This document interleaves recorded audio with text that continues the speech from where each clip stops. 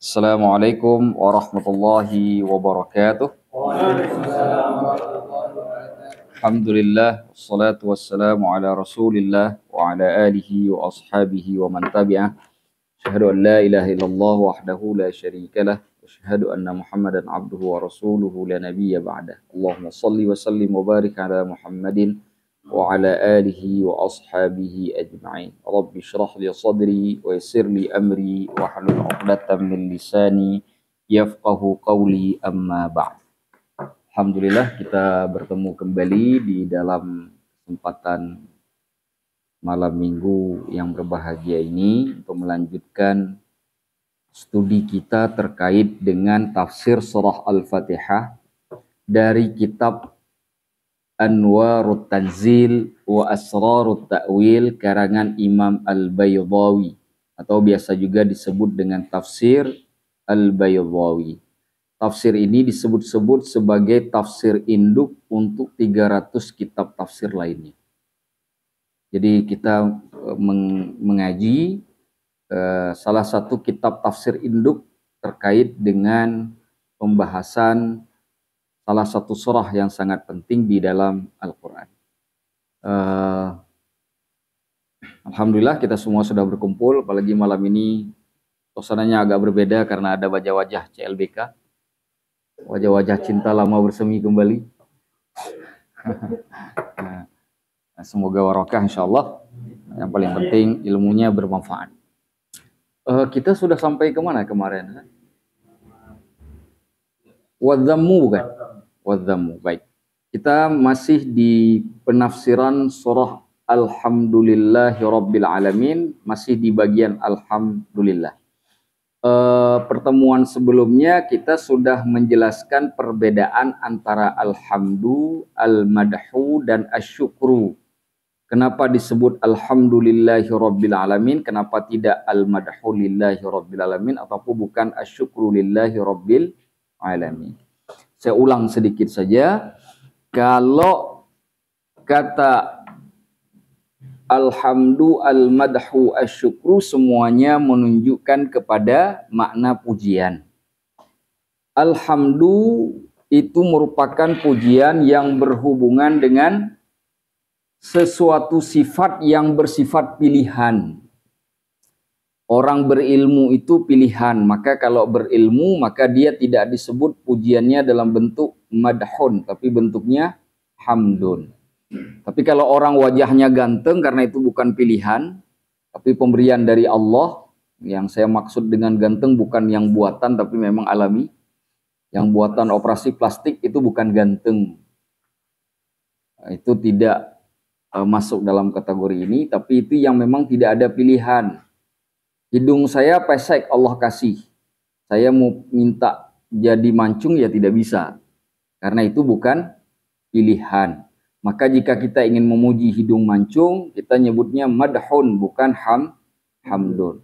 Begitu juga memuji hidung mancung, hidung pesek, pakai hamdun, pakai madhun, bukan hamdun.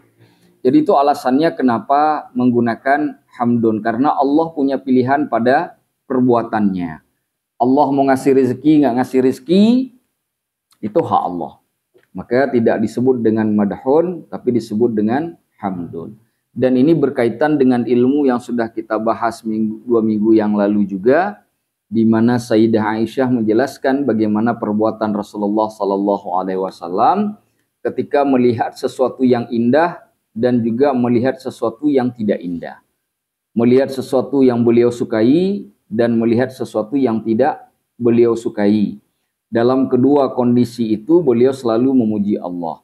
Kalau beliau melihat sesuatu yang indah, beliau membaca Alhamdulillahilladzi bini'matihi tatimmus shalihat.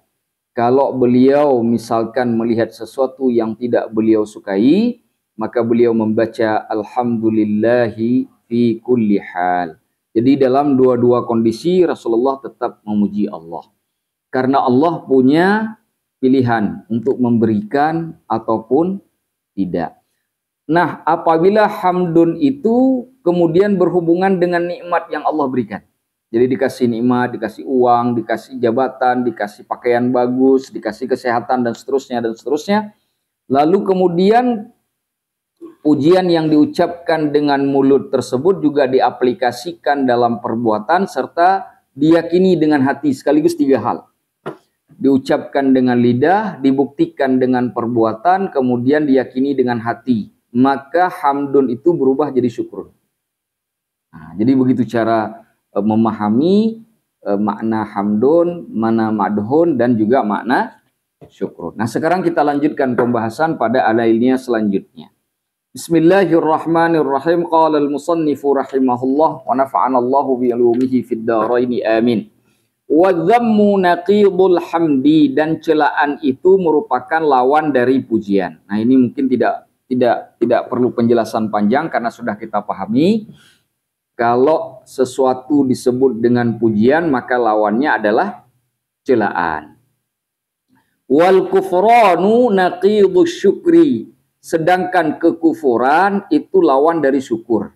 Jadi syukur itu lawannya kufur. Ayatnya dalam Al-Quran itu jelas, la in syakartum la azidannakum, kalau sekiranya kamu bersyukur sungguh aku tambahi nikmatku kepada kalian, wala in kafartum, dan apabila kalian kufur, inna azabi lasyadid, maka sesungguhnya azabku sangatlah pedih. Jadi syukur dengan kufur ada di 2 frase dari kalimat ayat tadi yang menunjukkan bahwa kufur itu merupakan lawan syukur. Nah, kata kufur ini berasal dari kata kafara yang juga membentuk kata kafir. Kufrun di dalam bahasa Arab itu bisa maknanya kafir, bisa juga tidak kafir. Nah, itu kafaro itu. Kafaro dalam bahasa Arab artinya tertutup. Nah, jadi kalau sudah tertutup namanya kafir. Atau juga menghalangi sesuatu dari hati, dari keyakinan. Itu disebut kafir. Nah, itu makna secara bahasa. Tapi nanti dalam konsekuensi ilmu akidah ada kufur yang jadi kafir, yang keluar dari Islam, ada kufur yang tidak sampai keluar dari Islam.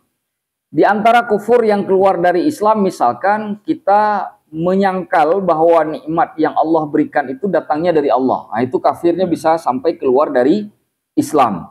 Tapi kalau misalkan kufurnya hanya sebatas tidak mau memuji Allah atau malas memuji Allah, maka tidak sampai kepada kafir atau tidak keluar dari Islam kekufurannya. Jadi yang pertama itu bisa jadi murtad, yang kedua tidak sampai pada tingkatan murtad. Nah, dalam kondisi seperti itu, kalau baca kata kafir di dalam Al-Quran, hati-hati. Jadi tidak semua kata kufur atau kata kafir artinya keluar dari Islam. Ayat tadi itu bisa jadi makna kafir dalam kufur dalam arti keluar dari Islam, bisa juga tidak. Jadi hati-hati. Tapi kalau disebut dengan lafaz kafir secara langsung, biasanya itu kalau dilihat dari konteks di ayat-ayat Al-Quran itu sudah menunjukkan orang yang keluar dari Islam. Qul ya ayyuhal kafirun, ulaika humul kafirun. Nah, itu biasanya itu sudah menunjukkan orang yang keluar dari Islam. Baik. Wa raf'uhu bil ibtida'i. Apa ini? Nahala Habasyi. Wah, ini gimana sel? Ada satu yang berat-berat dikit. Ini terbang soalnya. Nah, ini bosan. Wa raf'uhu bil ibtida. Kenapa dibaca alhamdu? Kenapa enggak alhamda? Kenapa enggak alhamdi? Kenapa dibaca alhamdu? Wa raf'uhu dirafa atau dibammahkan kata alhamdu tersebut bil ibtida disebabkan karena itu awal kalimat. Dalam bahasa Arab, setiap awal kalimat itu disebut dengan mubtada. Mubtada itu wajib hukumnya dhammah. Makanya dibaca alhamdu, bukan alhamda, bukan alhamdi. Kalau hamdi, teman kampus. Wa khabaruhu lillah, setiap ada mubtada maka ada khabar. Itu istilah bahasa Arab itu. Orang belajar nahwu ngerti. Nah, jadi alhamdulillah, alhamdunya mubtada, lillahinya khabar. Ustaz, apa itu mubtada, apa khabar? Insya Allah nanti pada kesempatan lain. Kalau terlalu saya jelaskan nanti pusing. Karena ini berkenaan dengan bahasa Arab terkait dengan mubtada. Wa asluhun nasabu, asal kalimatnya itu fathah. Jadi bukan alhamdu asal kalimatnya, alhamda. Wa qad quri'a bihi, dibacanya seperti itu. Asal kalimatnya apa? Aqra'ul hamdalillahi rabbil alamin. Itu kalimatnya. Aqra'nya dibuang, tinggal alhamdulillahi rabbil alamin. Nah, sekarang masih fathah nih, karena posisi seperti kastus pada bismillahirrahmanirrahim, kan begitu kan? Aqra'u bismillahirrahmanirrahim, atau abda'u bismillahirrahmanirrahim, atau bismillahirrahmanirrahim aqra'u, atau abda'u. Abda'u, aqra'unya dihilangkan. Secara bahasa Arab itu sebenarnya ada, sama seperti kita belajar kemarin apa namanya, fikih, matan ghayah wa takrib, itu kan ada faslun. Nah, itu sebenarnya khobar, itu mubtada'nya dihapus, asal kalimatnya hadza faslun. Itu asal kalimatnya, hadzanya dibuang. Jadi ketika disebut kitabus sholati, kitab salat, kan sering kita baca tuh kan, kitabus sholati, itu asal kalimatnya hadza kitabus sholati, ini adalah kitab salat. Nah, itu kalimatnya, supaya kalimatnya jadi sempurna. Kalau kitab salat kan bukan kalimat yang sempurna kan? Nah, seperti orang mengatakan dia pergi kemana? Kenapa? Orang kan akan masih ada pertanyaan tuh. Tapi kalau bilang dia pergi ke rumah sakit, minimal tidak ditanya lagi kemana, dan tidak tanya kenapa. Karena orang pergi ke rumah sakit, kalau nggak sakit ya berarti mengunjungi orang sakit, kan begitu kan? Atau kerja. Nah, jadi jelas. Jadi asal kalimatnya aqra'ul hamdalillahi rabbil alamin. Aqra'nya dibuang, dimahzuf. Tinggallah kalimat alhamdulillah. Nah, kenapa sekarang diubah fathah jadi dhammah? Nah, disebutkan di sini. Wa innama, dan sesungguhnya adala anhu ila raf'i, dirubah dari fathah menjadi dhammah, liyadulla, untuk menunjukkan ala umumil hamdi, atas keumuman pujian. Itu halaman berapa? Kayaknya masih ada yang belum ketemu tulisannya. Halaman 12 baris? Hah? Di atas garis ya, baris terakhir. Nah, di atas garis itu ya. Baik. Halaman 12 ya, sebelah kiri ya. Liyadulla, untuk menunjukkan ala umumil hamdi, atas keumuman pujian, wa thabatihi, dan ketetapan pujian tersebut, lahu, bagi Allah, duna tajaddudihi, tanpa perlu diperbaharui, wa huduthihi, dan juga tanpa binasa. Jadi pujian pada Allah kalau diperbaharui, tadinya ada, sekarang sudah selesai. Binasa, tadinya ada, sekarang sudah tidak ada. Nah, itu bentuknya. Nah, kalau disebut alhamdulillahi rabbil alamin, seakan-akan pujian bagi Allah itu cuma ada ketika saya baca. Ya kan? Kan begitu pemahamannya. Coba perhatikan. Alhamdulillahi rabbil alamin. Kalau saya baca aqra'ul hamdalillahi rabbil alamin, saya membaca segala puji bagi Allah, Tuhan semesta alam. Berarti pujiannya kapan terjadi? Ketika saya baca. Ketika saya nggak baca, berarti nggak ada pujian bagi Allah. Makanya dibuang kata aqra'u, untuk menjelaskan supaya pujian itu masalah kita baca nggak kita baca, selalu Allah terpuji. Itu tujuannya. Maka dibuanglah kalimat hamda menjadi hamdu, diganti dengan dhammah, dibuang fathahnya, supaya jangan terfikirkan oleh orang yang membaca berarti ini pujian Allah baru terjadi ketika kita mengatakan alhamdulillah. Kalau masih bacanya alhamdulillahirabbil alamin, maka maknanya jadi seperti itu.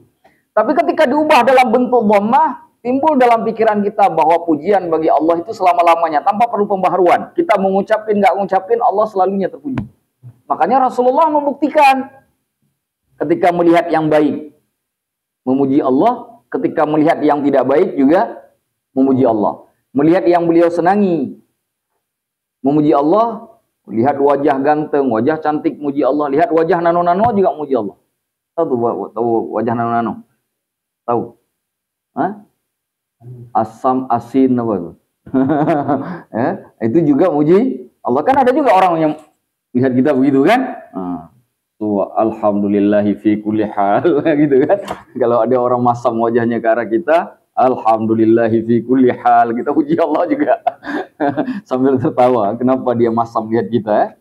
Ada udah manis-manis kita ini.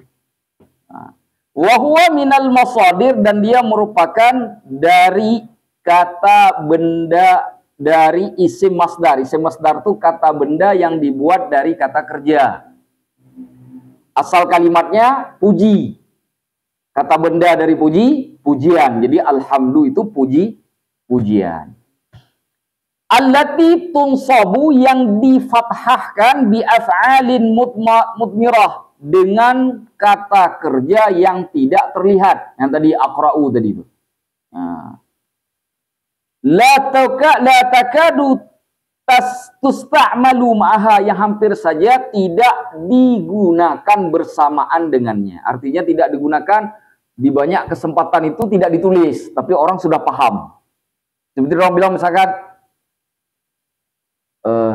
al-jamilu laka, keindahan itu milikmu.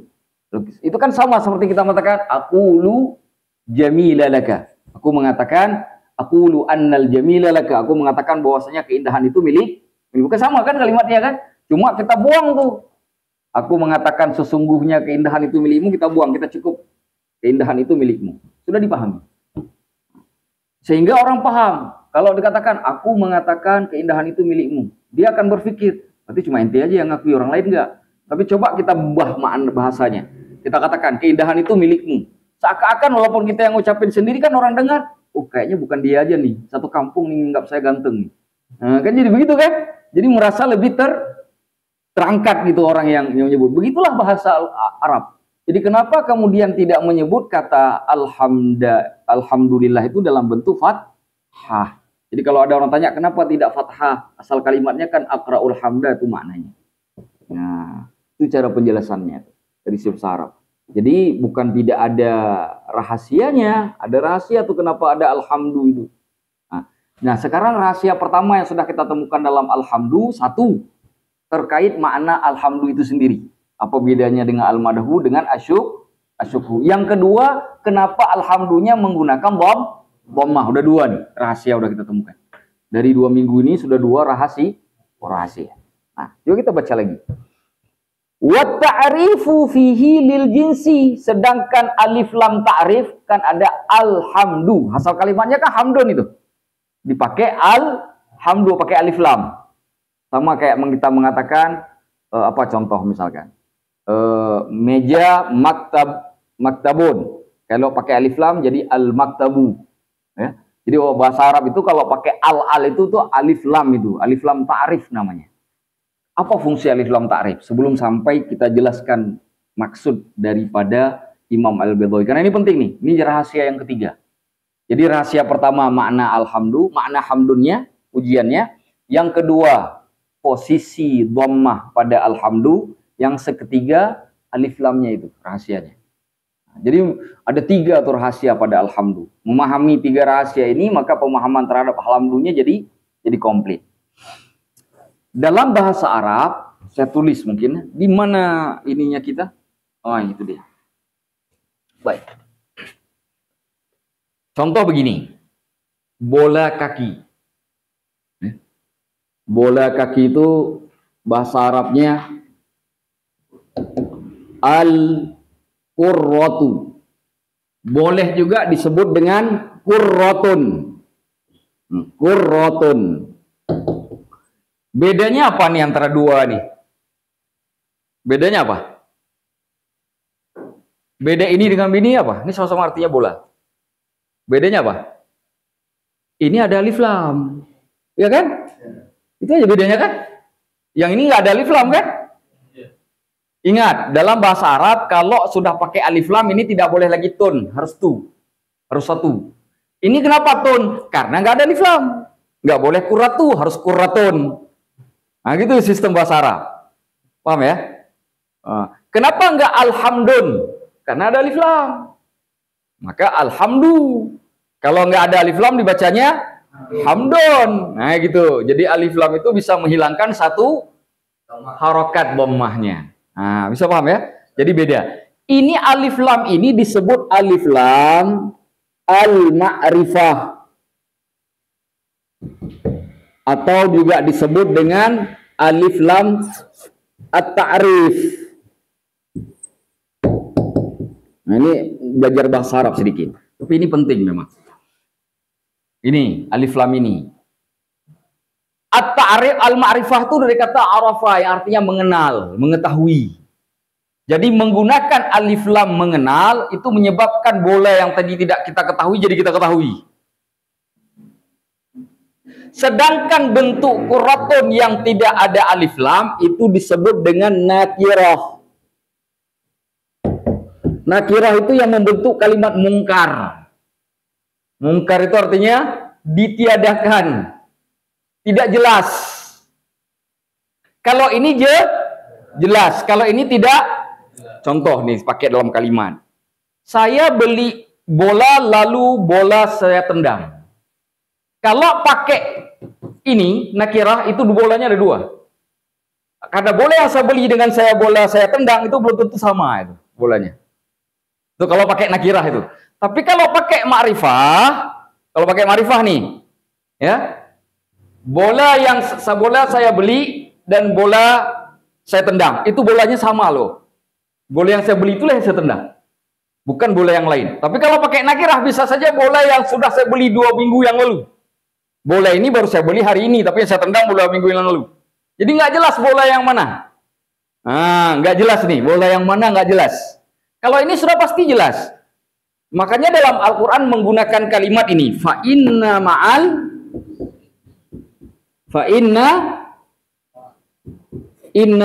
yusri yusra, kan? Inna ma'al usri yusra. Fa inna ma'al. Coba perhatikan tuh. Mana ma'rifah, mana nakirah. Ini ma'rifah kan? Nah, ini ma'rifah kan? Betul nggak? Artinya ini sama, ini kesulitannya itu kesulitan yang sama. Kalau di sini nggak ada duit, di sini mesti nggak ada duit juga. Paham? Kenapa? Karena ma'rifah. Seperti tadi kan, bola yang saya beli maka bola itu juga yang saya Maka osron di sini karena pakai alif lam. Yang di sini di ayat yang kedua itu sama. Kalau di sini sakit, di sini sakit. Di sini nggak ada duit, di sini nggak ada duit.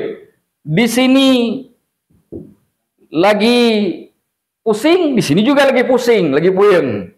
Sama tuh. Jadi kesulitan di sini sama dengan kesulitan di sini. Tetapi yusronnya menggunakan nakirah.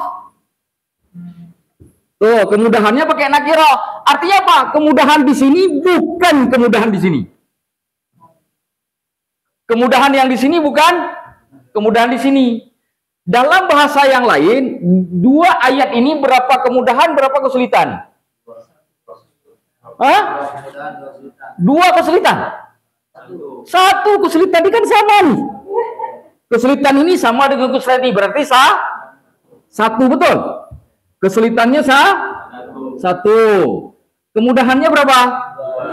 2. Karena beda kan antara kemudahan ini dan kemudahan ini kan? Berarti 2 kemudahan. Kata Hasan Al-Basri, kata Imam Hasan Al-Basri, tabi'in terkenal. Kata beliau, ayat inna ma'al yusri yusran, fa inna ma'al usri yusra itu maknanya di dalam setiap satu kesulitan selalu Allah ganti dengan 2 kemudahan.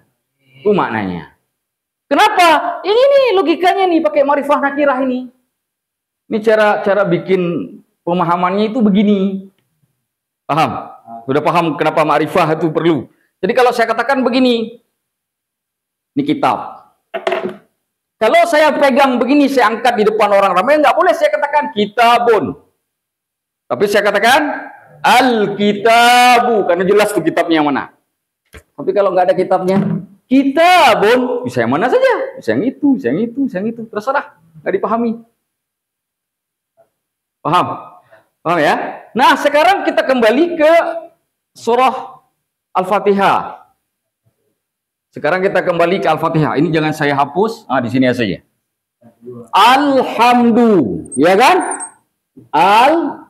Alhamdu. Satu lagi, hamdun. Ya. Yang mana nakirah, yang mana ma'rifah? Nakirah atas apa bawah? Bawah. Ma'rifah atas. Kenapa alhamdu menggunakan alif lam? Berarti pujian yang dimaksudkan pada ayat itu sudah diketahui.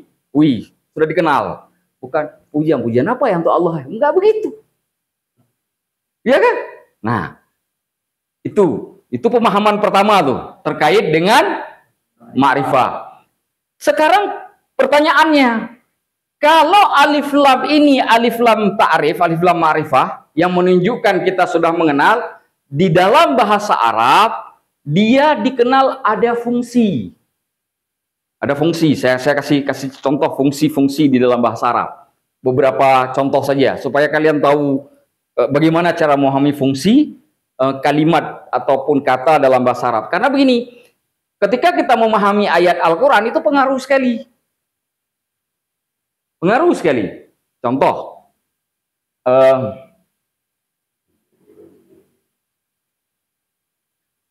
ayat surah Al-Baqarah ayat ketiga. Alladzina yu'minuna bil ghaibi wa yuqimuna as-salata wa mimma razaqnahum. Tuh, wa mimma razaqnahum.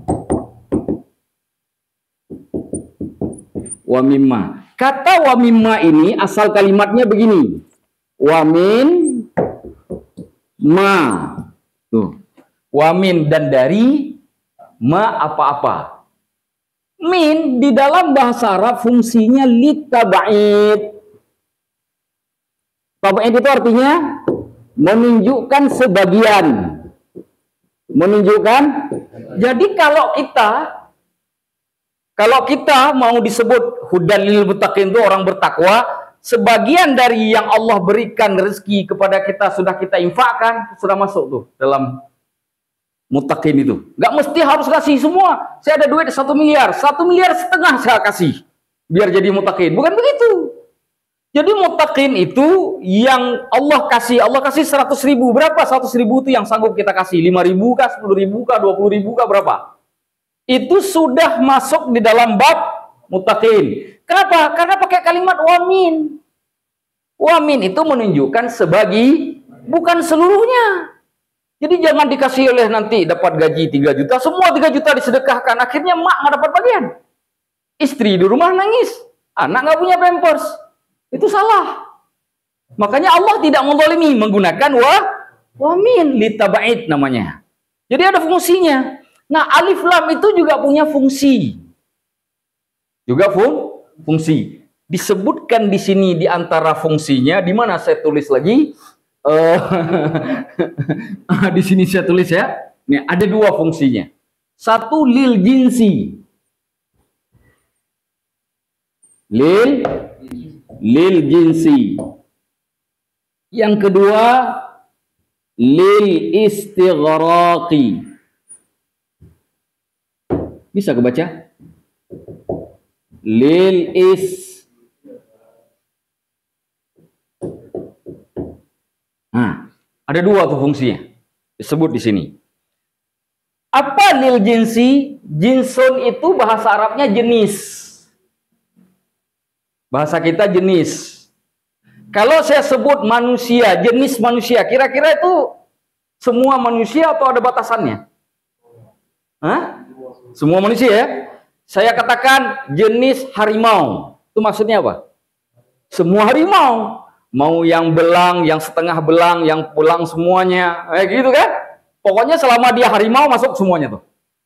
Karena yang dipersoalkan bukan belang nggak belangnya, bukan kecil besarnya, bukan jantan betinanya, tapi harimaunya. Ketika saya sebut jenis, semua masuk. Ya kan? Nah, itu jenis namanya. Jadi kalau saya sebut jin, semuanya masuk. Mulai dari iblis, mulai yang muslim, yang kafir, semua masuk. Gitu. Kalau saya sebut jin. Tapi kalau saya sebut setan, jin muslimnya nggak masuk.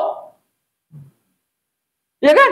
Karena ketika saya sebut setan, jenisnya jenis jin jahat saja. Yang semua yang jahat masuk tuh ke dalamnya. Bisa paham maksud saya. Nah, yang kedua lil istighraq. Lil istighraq itu artinya mencakupi keseluruhan. Mencakupi keseluruhan. Kalau tadi mencakupi dari sisi jenis. Kalau sebut manusia nggak masuk binatang. Kan begitu kan?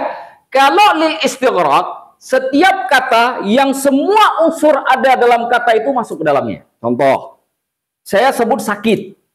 Tanpa saya perjelas sakitnya apa. Semua sakit itu nanti saya punya. Kalau menggunakan lil istighraq itu. Sakit flu, sakit pilek, sakit apa, semua ada tuh penyakit yang sama saya. Bukan lagi apa namanya?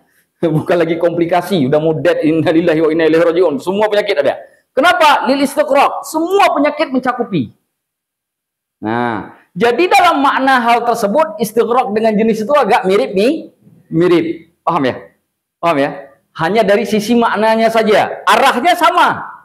Kalau ini mencakupi semua jenis, semua unsur yang ada dalamnya. Kalau ini semua jenis yang ada pada dia itu harus masuk. Nah, bisa paham? Itu fungsi alif lam pada alhamdu. Nah, untuk apa? Kenapa harus berfungsi ini? Kenapa nggak berfungsi yang lain? Ya kan? Karena tadi dibacanya bukan alhamdah. Karena dibacanya jadi alhamdu. Jadi ada hubungan tuh antara alif lamnya dengan dhammah yang menyebabkan alhamdu itu berbeda. Begitu juga nanti misalkan huruf waw dalam bahasa Arab tuh. Waw pakai wa. Kan ada dalam bahasa Arab kan? Apa artinya nih? Hah? Enggak selamanya dan.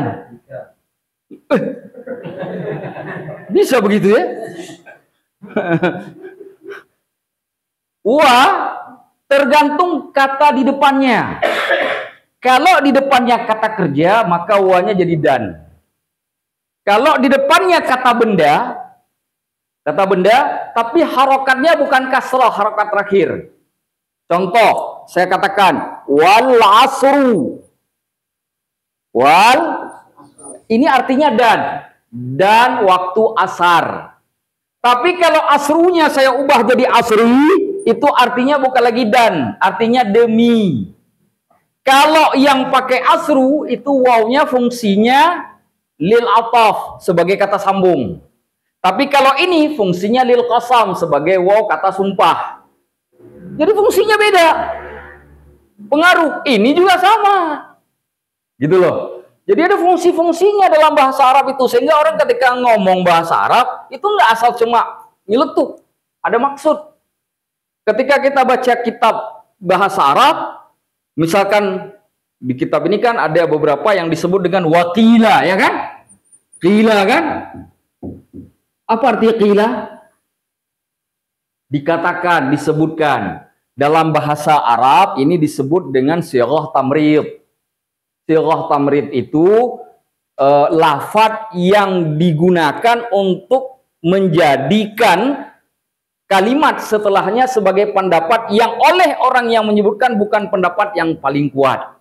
Makanya disebut tamrid, diberi sakit. Disakitkan itu penyakitnya atau dianggap lemah. Nah, kalau dia mengatakan qultu, aku berkata, nah itu pendapat yang kuat menurut dia.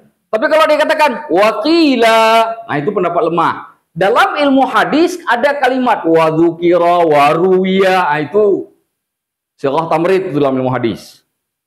Nah, dan itu ada konsekuensi hukumnya. Contoh, dalam hadis Sahih Bukhari itu hadis mu'allaq. Hadis mu'allaq itu contoh al-ulama warasatul anbiya. Ulama pewaris Nabi itu nggak ada sanadnya dalam hadis Imam Bukhari itu. Coba cek buka Sahih Bukhari itu ulama ortodok nggak ada sanadnya. Kenapa? Karena dinukilnya secara mu'allaq. Nah, para ulama itu mengkaji syarat hadis Imam Muslim. Kalau menggunakan sighah jazam, pakai aktif kalimatnya, maka sahih itu mutlaknya. Apa? Hadis mu'allaq walaupun nggak ada sanadnya. Hadis mu'allaq Imam Bukhari walaupun tidak dinukilkan sanadnya, kalau dinukilkan dengan kalimat aktif sahih. Tapi kalau dinukilkan dengan kalimat tamrid tadi pasif, disebutkan, diucapkan. Nah, itu bisa sahih bisa tidak. Itu kata ulama ya. Harus dikaji terlebih dahulu. Insya Allah yang di dalam Sahih Bukhari semuanya sahih. Nah, Soalnya sahih, tapi kan beliau kan bukan hanya Sahih Bukhari saja kitabnya, ada Adabul Mufrad, ada Tarikh Al-Kabir kan, ada masih banyak. Itu kitabnya ada di situ. Baik. Intinya yang ingin saya perjelas adalah dalam Al-Qur'an itu ada fungsi. Ini contoh inna nih. Inna ini ada fungsi. Fungsinya sebagai taukid, penguat makna. Kalau saya katakan ma'al usri yusrun, itu biasa saja kalimatnya. Tapi kalau pakai inna ma'al usri yusra, ini makna penguat. Memberikan penguatan secara makna. Maka disebut harfu taukid. Jadi ada maksudnya. Nah, ada maksudnya. Contoh lagi. Kata in di dalam bahasa Arab itu. Banyak sekali kan dalam Al-Quran in tansurullaha yang surkum. Kalau kalian menolong Allah, Allah menolong kalian. In itu fungsinya huruf syarat. Itu huruf syarat. Fungsi huruf syarat dia baru terwujud apabila pengantarnya terwujud. Kamu nolong Allah, maka Allah nolong kamu. Artinya kalau kamu nggak nolong Allah, jangan harap Allah nolong kamu. Karena hurufnya huruf syarat. Ini kan ada orang bilang, Allah kok ditolong. Enggak, kita nolong Allah itu bukan karena Allah butuh pertolongan kita, supaya Allah mau nolong kita. Jadi kalau ada orang bilang, Allah kok ditolong, Allah nggak butuh pertolongan, itu nggak ngerti bahasa Arab. Karena Anda ngomongnya bahasa Indonesia. Gaul pula. Ya kan? Bagaimana kemudian ingin menilai bahasa Al-Quran yang menggunakan bahasa asli dari bahasa Arab? Bisa dipahami kira-kira sampai di sini pemahamannya. Ingat, setiap ada kata di dalam bahasa Arab modelnya seperti itu, terutama di dalam Al-Quran itu ada fungsi.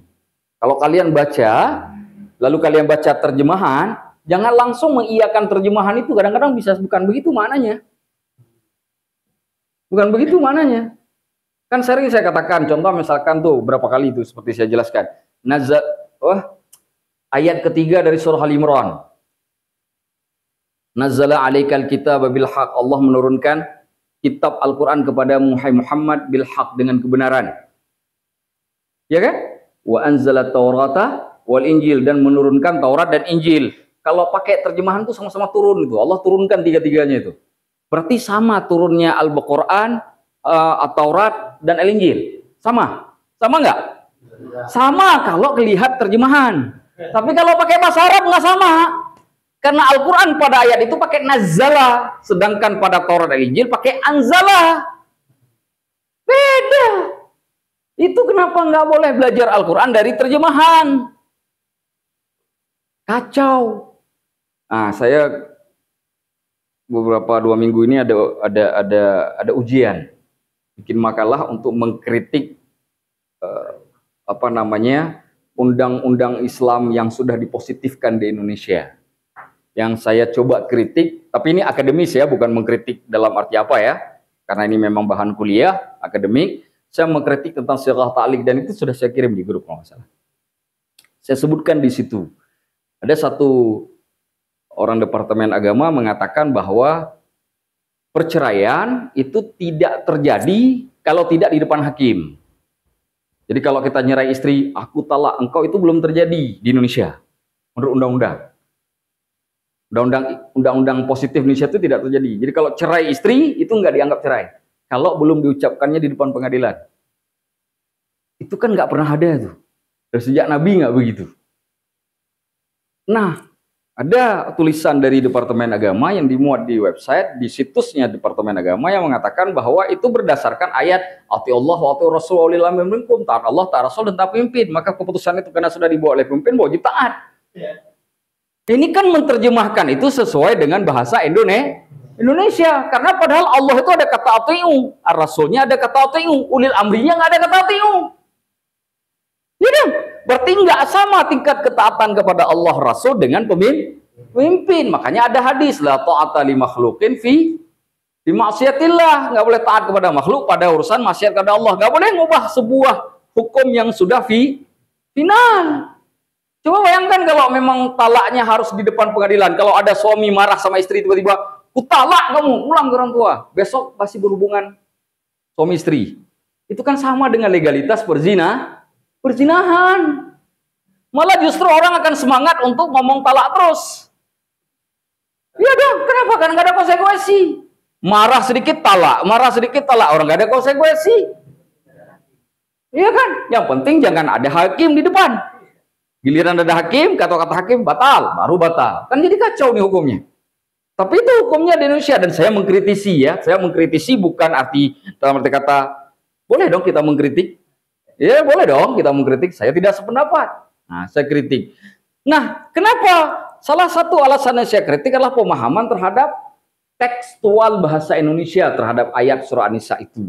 Allah wa Rasulullah amri minkum. Padahal Syekh Mutawalli Sya'rawi sudah menjelaskan versi bahasa Arabnya. Ini hal yang sama terjadi. Jadi kalau kalian baca Alhamdulillahirabbil alamin, segala puji bagi Allah. Saya tanya, kata segala dalam bahasa Arab itu artinya kulun. Itu bahasa Arabnya arta segala kulun. Saya tanya, mana kata segala di Alhamdulillahirabbil alamin? Nggak ada. Lalu datang orang ateis. Dia bisa bahasa Arab. Kalian salah memahami Al-Quran, kata dia. Alhamdulillah diartikan segala puji bagi Allah. Mana ada kata segala? Kita nggak bisa bahasa Arab? Iya juga ya. Dia nggak beriman, kita beriman. Tapi kok jadi benar dia, kita yang salah. Tapi kalau kita ngerti ilmunya, Bung ateis. Nih, alif lam itu fungsinya lil jinsi dan lil istighraq. Dari sinilah muncul kata segala, karena mencakup semua jenis dan unsur di dalamnya. Kalau saya sebut manusia, semua manusia masuk di dalamnya, bukankah itu segala manusia? Betul tidak? Iya nggak? Kalau saya sebut pujian tapi masuk semua jenis pujian, itu maksudnya segala pujian, bukan? Betul dong? Dari sini lahir kata segala, dari alif lam. Jadi kalau dia tanya, dari mana kata segala itu? Dari alif lam. Alif lam di Alhamdu, nih. Nah, bukan di Al-Qur'ah ya, itu segala bola itu. Kalau Al-Qur'ah segala bola. Kita di Alhamdu, segala pujian. Bisa mudah memahaminya kan? Nah sekarang kalau kita belajar model TikTok gini-gini, oh ini ke sini larinya, ini ke sini larinya. Jadi argumentasi yang kita bangun terkait pemahaman kita dalam masalah Alhamdulillah kemudian menjadi kuat. Bisa dipahami? Oke, sebelum kita baca, mungkin ada yang ingin angkat tangan bertanya, saya persilahkan. Kalau nggak ada, saya yang tanya. Oh, maksudnya saya lanjutkan. Ada? Lanjut ya. Coba perhatikan lagi.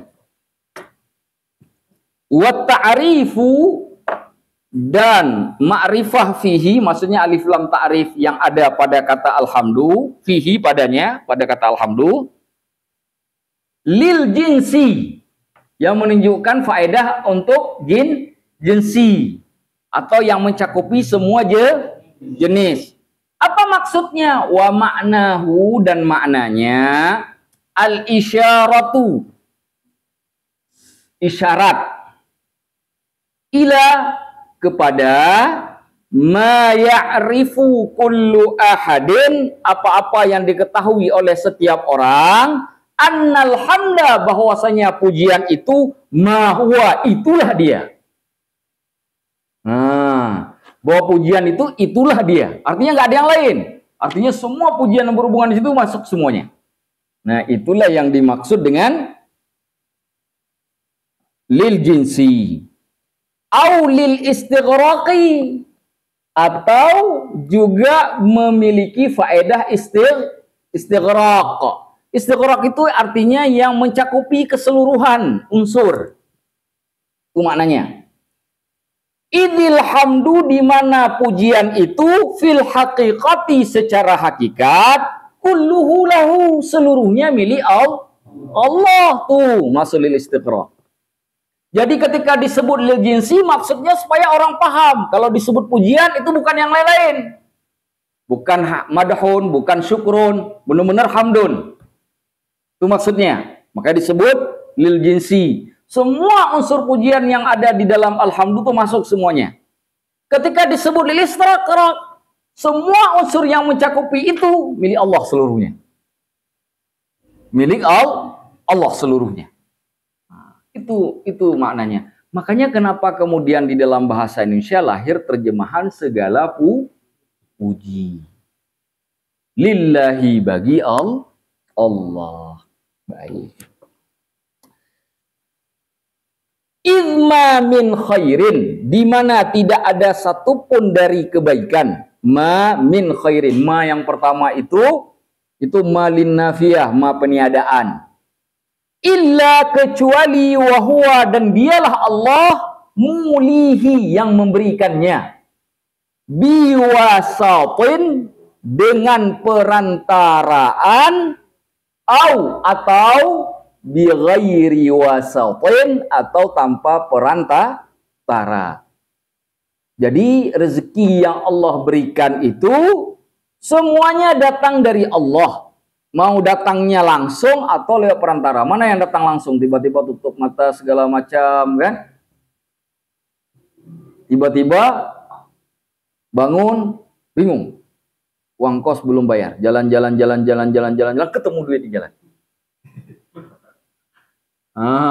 Jalan-jalan, ketemu duit di jalan. Nah, itu kan tanpa perantara itu. Ya kan? Ada juga yang tadi jalan, ketemu teman di jalan, dikasih duit di jalan. Teman tadi perantara. Dua-duanya dari Allah. Kenapa penting pemahaman lil istighraq, pujian bagi Allah? Berapa banyak di antara kita yang ketika dapat rezeki lebih mudah mengucapkan terima kasih kepada manusia tapi lupa alhamdulillahnya ke Allah. Itu maknanya. Berapa banyak? Dan bahkan sering sekali kita mendahulukan terima kasih ke manusia, dan sering sekali Allah terima kasihnya belakangan. Bahkan sering sekali lupa. Contoh misalkan kita kerja, kan kita dapat gaji tuh. Yang ngasih siapa? Bos kita. Bos kita yang ngasih rezeki atau bukan? Bukan, karena bos kita itu perantara rezeki. Kita bisa saja mengatakan, karena malam yashkurin nas, falam yashkurillah. Barang siapa yang tidak bersyukur kepada manusia, maka tidak bersyukur kepada Allah. Tetapi jika syukur kita kepada manusia dengan penuh semangat itu membuat kita lupa alhamdulillah ke Allah, jadi masalah nggak? Punya masalah kan? Jadi kita sering sekali terima kasih ke manusia, tapi kita jarang terima kasih ke Allah. Bahkan kalaupun ada sesekali, manusia dikasih, aduh terima kasih ya. Terima kasih. Kenapa kita mengucapkan subhanallah, alhamdulillah, wa syukrulillah sebagai kalimat pertama yang keluar dari mulut kita sebelum kita salamin orang itu, terima kasih ya. Kenapa enggak duluan alhamdulillah, subhanallah? Padahal rezeki itu datang biwasatin au bi ghairi wasatin minallah. Mana dalilnya? Surat An-Nahl ayat 53. Wa ma bikum, dan tidaklah yang kamu dapati min ni'matin, daripada kenikmatan, fa minallah, maka semuanya dari Allah. Apapun yang ada yang kamu nikmati dari kenikmatan, semua dari Allah. Kalimat min ni'matin bentuknya nakirah. Tidak diketahui nikmat yang mana. Yang menunjuknya sifatnya umum. Min ni'matin bukan ma'rifah tuh. Nakirah tuh, coba lihat tuh ayatnya tuh. Nah, ini cara memahaminya tuh. Jadi kalau kita paham ilmu nahwu, ilmu saraf tuh, baca Al-Qur'an tuh, oh oke. Nah, gitu kan. Kalau nggak paham nahwu, entahlah. Sama-sama pertamanya kan, yang satu oke, satu entahlah. Wa fihi isy'arun, padanya ada syiar. Ada syiar. Syiar itu artinya seperti kita naikkan panji ya, tiang. Ya kan? Biar orang lihat semuanya, biar orang semuanya tahu.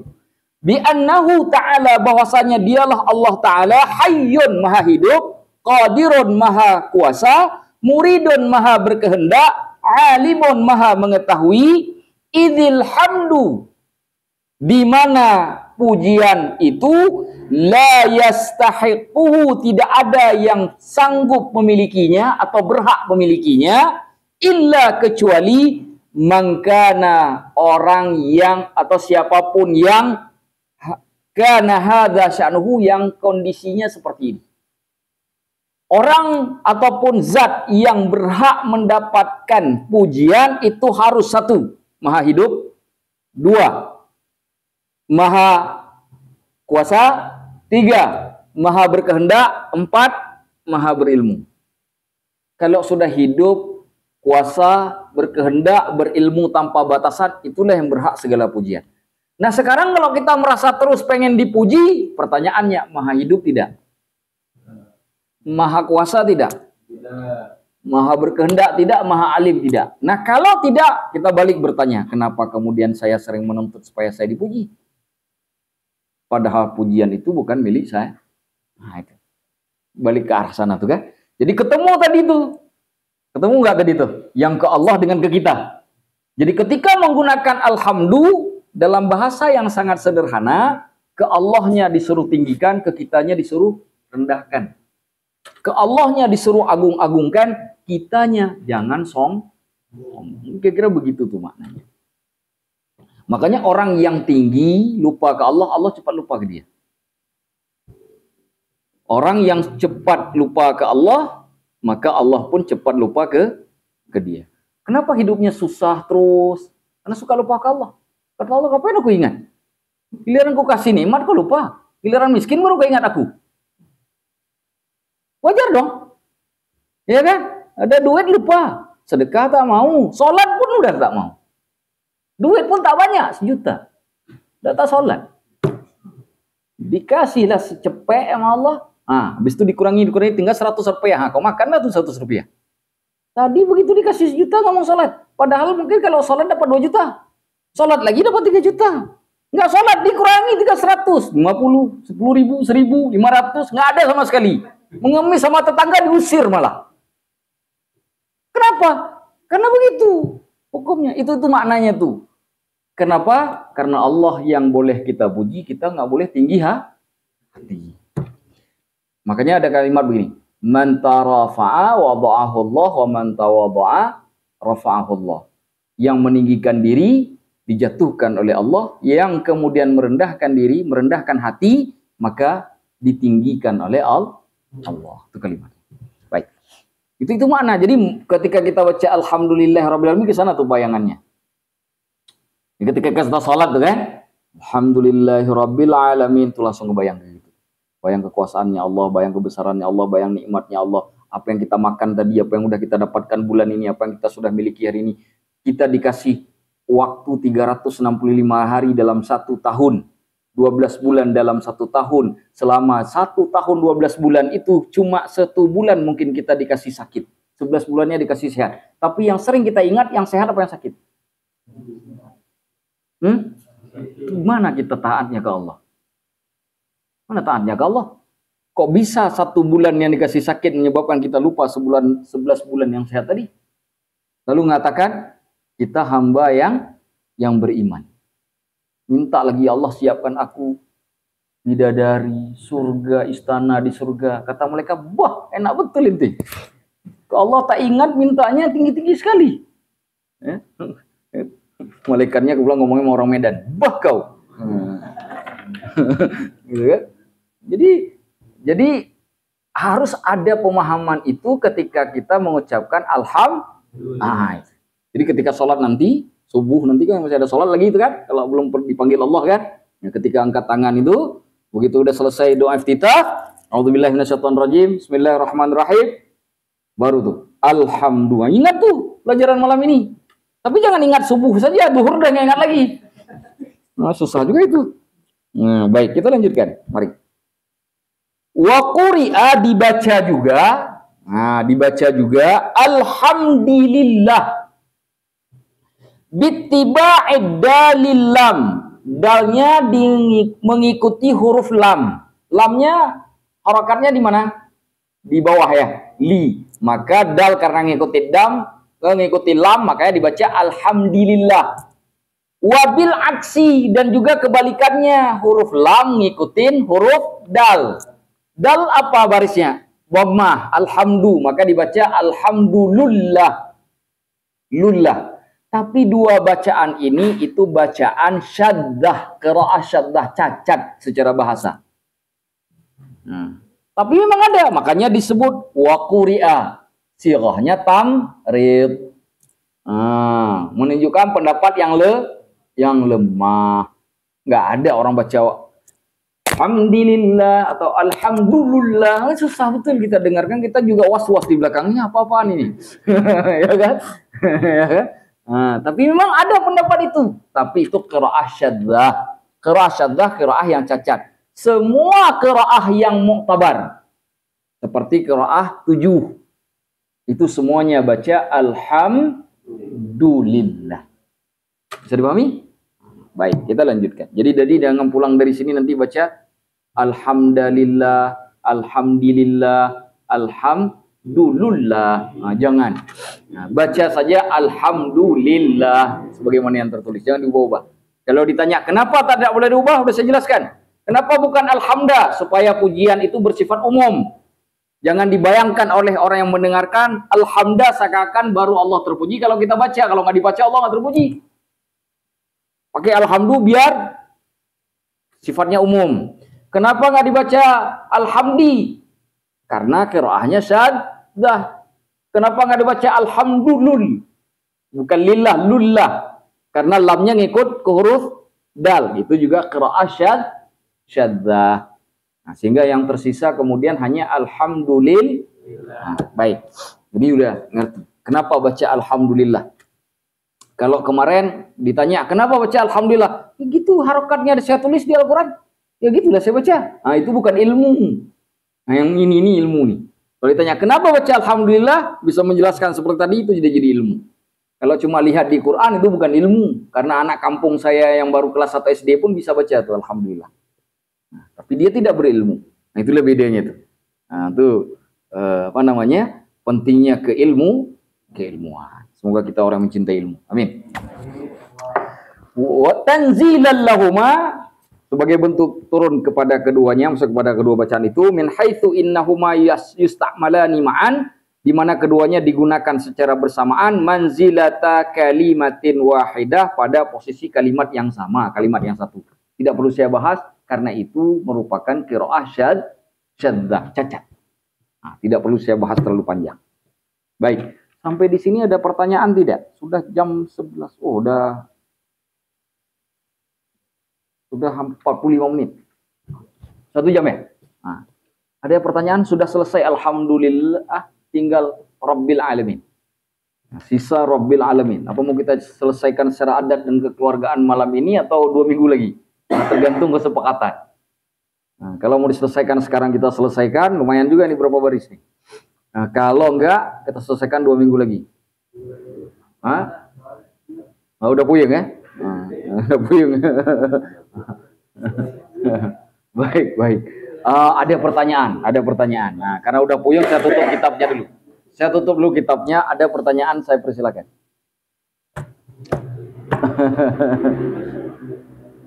Saya dulu ketika di pondok panas juga kepala. Panas juga. Jadi kalau kalian panas malam ini ya biasalah balas dendam kan. Bukan maksud saya, ya dulu saya sudah mengalami, ya sekarang giliran kalian kan. Nah, saya sudah dulu nggak panas sekarang karena udah panas dulu. Ada yang ditanyakan? Nggak ada. Saya kira mungkin ini saja malam ini ya. Jadi kita sudah selesai alhamdulillah. Insya Allah pada pertemuan selanjutnya 2 minggu yang lagi kita akan bahas Rabbil Alamin. Apa itu Rabb? Karena nanti di dalam penyebutan Allah, ini trailer. Kalau nggak ada trailer kan nggak enak. Allah itu kan selain disebut Allah, Allah itu nama kan, juga disebut ilah dan juga disebut Rabb. Ya kan? Alhamdulillahirabbil ilahin nas, rabbin nas, itu kan? Qul a'udzu birabbin nas, malikin nas, ilahin nas. Jadi Rabb manusia, ilah manusia. Nah, kenapa di alhamdulillah pakai Rabb nggak pakai ilah?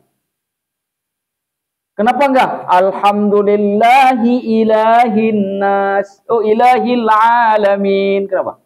Enggak harus pakai Rabbil Alamin. Kan begitu kan? Alhamdulillahi Rabbil Alamin. Bukan Alhamdulillahi ilahil alamin. Kemudian kenapa pakai alamin? Kenapa enggak cukup pakai alam saja? Alam itu kan sudah tergambar semua itu. Iya dah. Kenapa harus dijamak alamin? Kenapa dijamak? Itu ada rahasianya. Kenapa nggak disebut alam saja? Karena alam itu kan bahasa Arab, itu bukan bahasa Indonesia itu. Alam itu bahasa Arab. Kenapa harus pakai alamin bentuk jamak? Itu ada rahasianya.